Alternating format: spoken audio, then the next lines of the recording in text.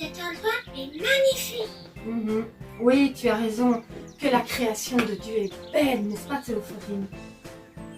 Et vous les zouzous, qu'est-ce que vous en pensez? Dieu fait des choses extraordinaires avec la nature, non?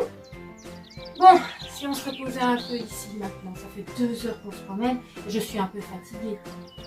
Bonne idée. En plus, j'ai un petit creux, moi. Tu as prévu quelque chose dans ton sac, je suppose? Non. Ah! Oui, pour moi, j'allais passer un moment avec toi. Et il n'y avait que ça qui comptait. Donc, j'ai pris mon sac, mais j'ai oublié de mettre de l'eau et de la nourriture. Bon, ce n'est pas grave. Heureusement, moi, j'ai un petit biscuit et une bouteille d'eau. On va partager. Merci, mais tu n'es pas obligé. Pas de soucis, tu le sais bien. Eh bien, me voilà rassasiée. Super! On peut continuer alors? Oui, après ce pique-nique, je me sens super fort. Oh! Mais cela me fait penser à quelque chose. Raconte! Attends. Tu sais que Jésus aussi, il a fait un grand pique-nique. Et lors de ce grand pique-nique avec des milliers de personnes, il a fait quelque chose d'extraordinaire que celui pouvait faire. Mais je pense à ça. Est-ce que ce n'est pas ça qu'on appelle un miracle, les zouzous? J'ai une idée.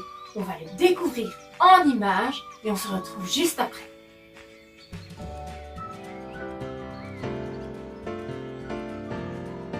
Jésus a fait des miracles. Je vais t'en raconter un. Oh, quelle foule, oh, quel spectacle! Et tous ces gens avaient faim.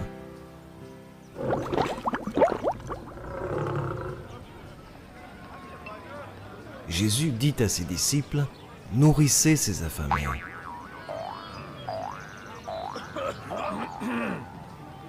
Mais Jésus, c'est impossible, nous n'avons rien à manger. Dans la foule, un petit garçon avait de quoi pique-niquer. J'ai 5 pains et 2 poissons, et je veux bien les donner. Jésus prie et fait des morceaux. Ses amis vont les donner. Tous mangent à leur faim, bravo, il reste même 12 paniers.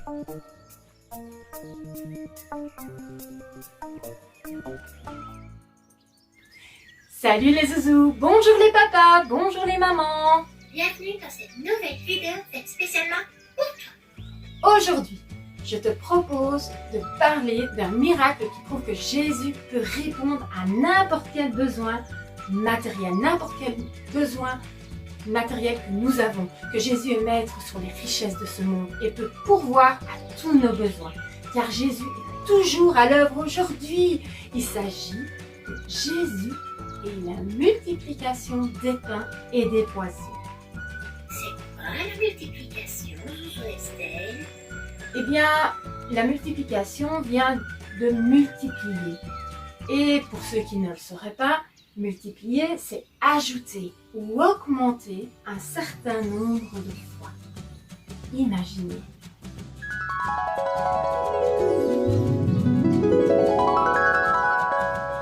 Ouf! Oh là là, la stabilité, c'est pas génial. Ok. Une grande imagination, disons. J'y vais. Dans notre histoire, une grande foule avait suivi Jésus plusieurs kilomètres loin de chez eux, vraiment très très loin de chez eux, sur une montagne. Ils n'avaient rien apporté à manger et nourrir des milliers de personnes, ça prend beaucoup de nourriture. La Bible nous parle d'ailleurs de 5000 hommes, sans les femmes et les enfants. Donc, on peut facilement doubler ce nombre. On peut arriver, je vais dire, à plus ou moins 10 000 personnes à nourrir. C'est énorme! Mais petite parenthèse, je me demande comment ils faisaient pour que tout ce monde l'entende. Ceux de devant, ok, ils étaient là devant Jésus. Mais ceux du fond, vous pensez qu'ils faisaient le téléphone sans fil? Je ne sais pas. Enfin, ce n'est pas le sujet de notre histoire. Dieu sait et savait comment faire. Revenons à notre histoire. En plus, il n'y avait pas d'endroit là où Jésus pouvait acheter de la nourriture pour toutes ces personnes. Cela faisait plusieurs heures que tout le monde écoutait Jésus et à un moment donné, il fut l'heure du repas. Ils avaient faim. On peut imaginer tous les ventres qui étaient grands. Mais personne n'avait prévu cela. Personne n'avait de quoi manger. Mais Jésus ne s'inquiète jamais. Ne s'inquiète jamais de rien. Il savait ce qu'il allait faire. Il y avait un jeune garçon dans la foule qui avait avec lui 5 pains et 2 poissons. Et ce jeune garçon, il était prêt à partager avec Jésus. Les disciples de Jésus qui étaient avec lui ne croyaient pas que la nourriture du jeune garçon pouvait nourrir toutes ces personnes affamées. C'est alors que Jésus a fait un miracle. Il a d'abord demandé à toutes ces personnes, à tous ces gens, de s'asseoir calmement. Il a pris les pains, les poissons, et il a remercié Dieu et demanda à ce moment-là à ses disciples de distribuer le repas. Bah, qu'est-ce qui bouge dans mon sac? Oh les zouzous! Regardons. Qu'est-ce donc? Oh! Un panier. Qu'est-ce qu'il y a dans ce panier, les zouzous? Regardez. Du pain? Oh!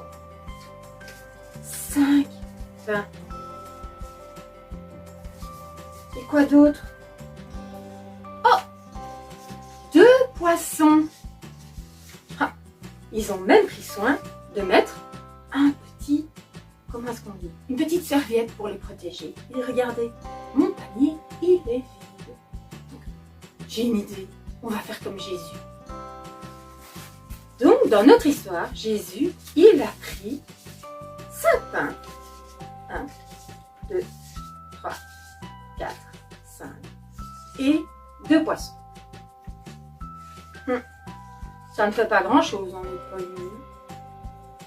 Et qu'est-ce qu'il a fait? Il a remercié Dieu pour cela.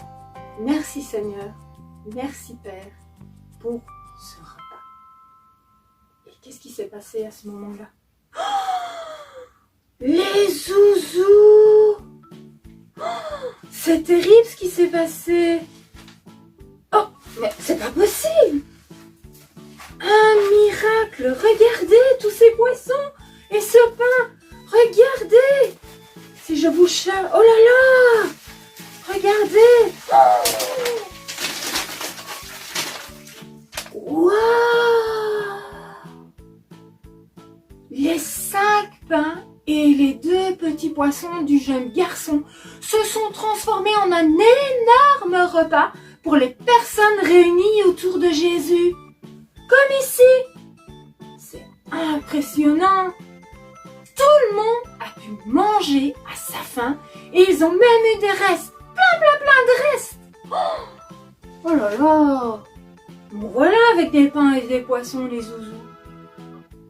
Eh bien, le petit geste de ce jeune garçon a permis à Jésus de montrer sa toute-puissance. Dieu a utilisé ce jeune garçon pour faire un grand miracle. Tout comme ce garçon, tu peux donner ce que tu as. Peu importe ce que c'est, car ce qui peut te paraître ou ce que tu penses est petit et sans importance ne l'est pas aux yeux de Dieu. L'important, c'est d'être prêt à partager avec les autres. Et Jésus en fera quelque chose de grand et merveilleux. Nous possédons tous en nous quelque chose de beau. Théophorine, tout le monde, quelque chose de beau et de bon. Un trésor que nous devons partager. Car c'est Dieu qui nous donne ce trésor. Et ce trésor, il n'est pas pour nous, pour le garder, pour l'enfermer. Si tu ne sais pas quoi, si tu crois que tu n'as rien à partager, demande alors à Jésus de te le montrer simplement. Bonne idée, non? Mais le premier trésor chez chacun d'entre nous, c'est l'amour, non, Zouzou Estelle? L'amour que nous pouvons donner à l'autre, l'amour du prochain. Exactement. Et de cet amour peut venir plein de choses, tu peux me croire. Quand tu donnes, Dieu peut faire de grandes choses à travers toi. Dieu veut multiplier les trésors qu'il t'a donnés, qu'il vous a donnés. Apporte-lui ce que tu as et il saura le multiplier. Cette histoire nous montre aussi que peu importe ton besoin, souviens-toi que Dieu est là. Il est toujours en service. Il t'écoute toujours. Oui, cependant, Dieu n'a pas les mêmes méthodes que nous. Même quand tu ne comprends pas toujours pourquoi Dieu agit d'une certaine façon, ses moyens sont toujours les bons. Rien n'est trop difficile pour lui. Rien n'est impossible avec Dieu si tu pries. Il agira en ta faveur. Il fera quelque chose pour toi. Dieu est merveilleux, tu as raison, Théophile. Il peut faire au-delà de nos attentes. Il faut lui faire confiance. Et n'oublie jamais de le remercier en toutes circonstances. Jésus a remercié son Père pour les 5 pains et les 2 poissons. Il n'avait que cela pour nourrir toute la foule devant lui. Et c'est après cela que le miracle de la multiplication a eu lieu. Parfois, nous attendons que le miracle soit produit ou nos prières exaucées pour commencer à remercier Dieu. Mais Jésus nous montre que nous devons avoir une attitude de remerciement envers Dieu, quelles que soient les circonstances. Jésus est le maître de la richesse. Il n'y a aucun besoin auquel il ne puisse répondre. Il peut répondre à tous nos besoins et faire des petites choses qu'on lui donne de grandes choses. Il peut en faire des choses auxquelles nous n'aurions jamais pensé, Théophile. Mais c'est bien dans la Bible cette histoire, non? Oui, je ne l'ai pas inventé. Dis-moi, Théophile, tu te souviens de ce qu'on utilise pour retrouver un verset ou une histoire dans la Bible? Oui, c'est le numéro de téléphone de Dieu. Exactement, Théophorine. Donc, je vais te donner le numéro de téléphone de Dieu où tu peux trouver le miracle que nous venons de voir aujourd'hui. Et je vous donne aussi à vous les zouzous. C'est le 02 42 09 10. On le détortique ensemble? Moi, j'aime trop ce truc. Tu peux le faire, Zouzou Estelle? Oui! Attends, je prends ma vie. Je pose le sac. Je t'écoute. Alors, 02, c'est la partie de la Bible où se trouve notre miracle du jour. La deuxième partie, donc, le Nouveau Testament. 42, c'est le livre où se trouve notre miracle. Le 42e livre de la Bible. C'est l'évangile de Luc. C'est le 3e évangile de la Bible. Donc, nous avons Matthieu, ensuite Marc, et puis Luc. Parfait. 09, c'est le chapitre de notre livre. C'est le gros chiffre, donc le chapitre 9 de l'évangile de Luc. 10, c'est le numéro du verset où commence notre miracle du jour. C'est le petit chiffre dans le chapitre. Nous pouvons donc trouver notre miracle dans notre Bible, dans l'évangile de Luc, chapitre 9, au verset 10 jusqu'au verset 17. Alors, tu verras que, suivant les Bibles que tu utilises ou que vous utilisez, les zouzous, que le miracle peut s'appeler « Jésus nourrit une grande foule » ou encore la multiplication des pains et des poissons, ou aussi 5 pains ou 2 poissons. Ça dépend un peu. Alors, avant de passer à l'atelier, je te propose de prier avec la famille. Et vous aussi les zouzous. Fermons nos yeux et prions ensemble. Merci Jésus, parce que tu réponds toujours à mes besoins. Merci aussi parce que je peux faire des choses pour toi, même si c'est très peu et même si je suis jeune. Je te demande encore de prendre soin de chacun d'entre nous et de toutes les personnes qu'on aime. Amen. Amen Théophorine. Amen les zouzous. Maintenant, passons à l'atelier qui s'annonce très gourmand.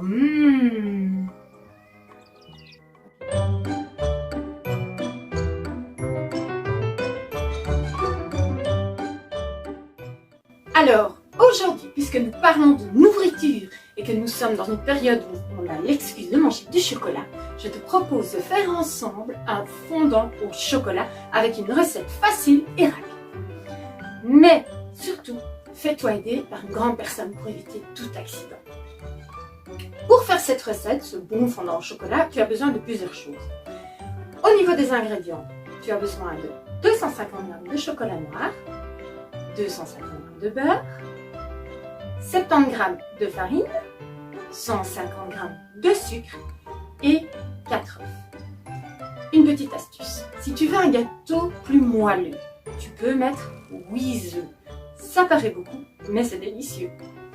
Alors, au niveau du matériel, tu as besoin d'un bol que tu peux mettre au micro-ondes, d'un plus grand bol ou d'un plat pour effectuer ton mélange, d'un moule à gâteau, d'un four pour cuire ton gâteau, un fouet, une spatule que tu peux utiliser à la place du fouet pour obtenir une pâte plus aérée ou plus légère si tu préfères, et un tamis pour ta farine. Allons-y pour la super recette de notre délicieux fondant au chocolat. Pour commencer, faites préchauffer le four sur 180 degrés. Ensuite, il faut faire fondre le beurre et le chocolat au micro-ondes. Pour ce faire, je vous conseille de les découper en petits morceaux. Ensuite, vous prenez un bol dans lequel vous allez mélanger les œufs que vous aurez cassés au préalable, en faisant attention évidemment de ne pas y laisser des coquilles, avec le sucre. Et vous utilisez pour ça le fouet jusqu'à obtenir un mélange un peu blanc. C'est ce qu'on appelle le blanchissement. Ça doit devenir blanc, donc il faut fouetter beaucoup. Ensuite, quand votre chocolat et votre beurre sont fondus, vous allez mélanger les deux préparations ensemble. Donc, le chocolat et le beurre avec les œufs et le sucre. Là, si vous le désirez, vous pouvez utiliser une spatule pour mélanger, ça permettra à votre pâte d'être plus légère. Sinon, vous utilisez le fouet. Et pour finir, vous ajoutez la farine. Moi, je la tamise pour éviter les grumeaux ou des morceaux de farine dans ma pâte. Donc là, c'est pareil. Vous fouettez ou vous utilisez votre spatule pour mélanger le tout jusqu'à ce que votre pâte soit homogène, c'est-à-dire la même dans tout le bol. Voilà. Et quand vous avez obtenu une jolie pâte, vous allez verser votre préparation dans un moule.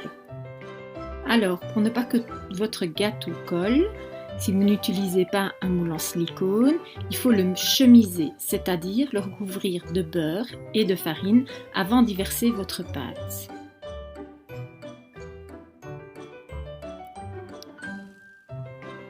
Voilà, quand toute la pâte est versée dans ton moule, tu peux utiliser ta spatule pour bien prendre toute la pâte qu'il y a dans ton bol. Ensuite, il ne te reste plus qu'à l'enfourner au four. La cuisson va durer entre 25 et 30 minutes. Une fois cuit, tu le sors du four et tu le démoules. Je te conseille de le laisser un petit peu refroidir parce qu'il est très chaud.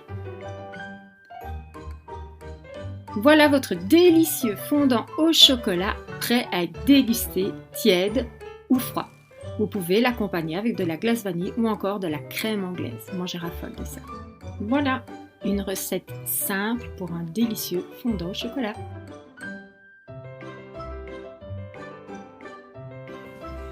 Maintenant, à toi de régaler toute ta famille et les gens que tu aimes. Et c'est à déguster sans modération, évidemment. Bon appétit à tous!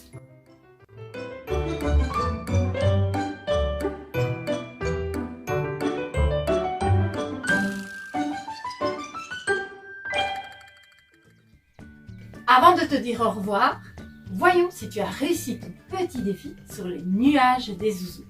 La semaine dernière, tu as vu avec ma copine Valérie une histoire qui nous parlait de la guérison d'une personne qui ne voyait que ses pieds.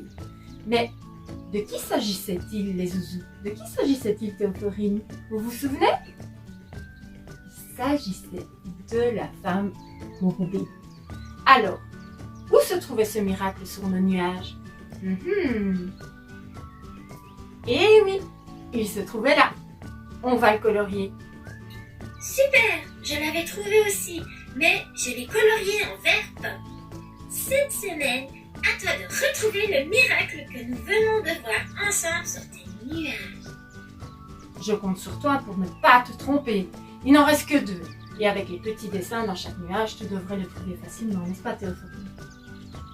Voilà, j'espère aussi que cette vidéo t'a plu et je te donne rendez-vous mercredi prochain avec ma copine Valérie et Loulou Toban pour découvrir un nouveau miracle de Jésus qui sera le dernier de notre série. Mais ne t'inquiète pas, on te prépare d'autres surprises pour la suite. Et n'oublie pas, Jésus accepte le peu que nous lui offrons et il en fait quelque chose de précieux, de grand, de merveilleux. Chaque bonne chose dans ta vie lui appartient. C'est bien de le remercier également pour toutes ces choses, n'est-ce pas Théophile?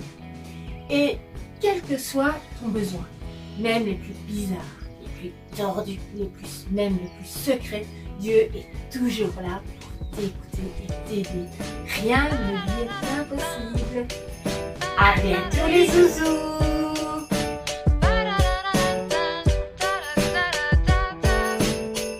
Sois reconnaissant pour les choses que tu as. Sois reconnaissant pour les choses que tu as. Sois reconnaissant pour les choses que tu as. Sois reconnaissant pour les choses que tu as. Les choses que tu as sont pour plusieurs rien qu'un rêve. Sois reconnaissant pour les choses que tu as. Merci pour ma famille, ma mère et mon père, ma soeur et même mon frère. Pour ma tante et mon oncle, mes cousines et cousins, aussi papichou et mamichou. Sois reconnaissant pour les choses que tu as. Sois reconnaissant pour les choses que tu as. La maison et l'école, l'épicerie et le bar, surtout la piscine. Aller dans la forêt, gravir les montagnes, se baigner dans la mer. Sois reconnaissant pour les choses que tu as. Et tout cela nous vient de Dieu, notre Papa dans le ciel. Sois reconnaissant pour les choses que tu as. Sois reconnaissant pour les choses que tu as. Les choses que tu as sont pour plusieurs rien qu'un rêve. Sois reconnaissant pour les choses que tu as. Sois reconnaissant pour les choses que tu as. Sois reconnaissant pour les choses que tu as. Les choses que tu as sont pour plusieurs rien qu'un rêve. Sois reconnaissant pour les choses que tu as.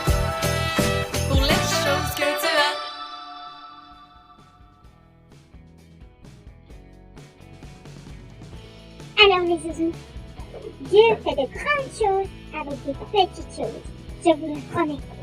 Alors, qu'attendez-vous? Foncez! Je compte sur vous.